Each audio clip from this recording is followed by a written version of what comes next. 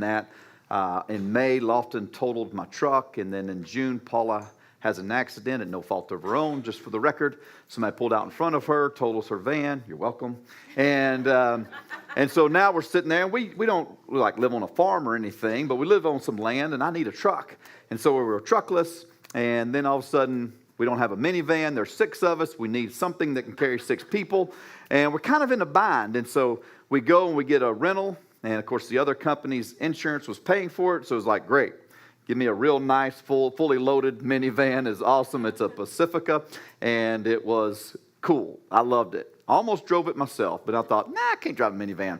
But then I found out that they were going to quit paying for it once the deal was closed. It's a long story. Anyway, long story short, I realized, wait a minute, now I got to pay for it.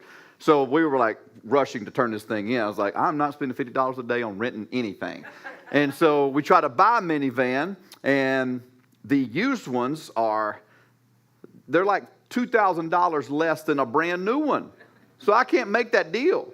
So we decided to buy a new one, which we never do. But I was like, well, shoot, a couple $1,000. I got a couple $1,000 for a new van. And they said, okay, that'll be 12 months. So we wanted a waiting period of 12 months on the new van. So I thought, okay, what are we going to do? I said, first of all, Daddy needs a truck. So I'm going to go to auction this week and buy a truck. You can drive my car. We got it all worked out. For 12 months, we'll figure it out. We'll drive 2 cars wherever we go. It's fine. Or maybe just leave a couple kids at home. It's fine. Whatever. Or you can have a couple kids. We got 4 of them. We got reserves. It's okay.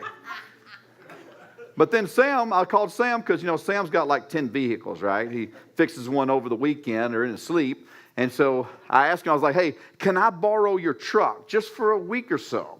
He was like, sure, man. He goes, you don't want the car? And I was like, well, Sam has a BMW, if you don't know, a really nice 2-seater. It's like something from outer space. It's awesome.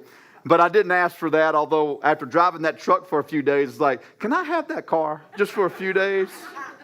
It's really nice. But anyway, thank you for relieving me of my hardship, Sam, and letting Paula drive my car while I drive your truck. But anyway, that's the message today, is talking about hardships and being relieved of hardships. I think we can all relate to some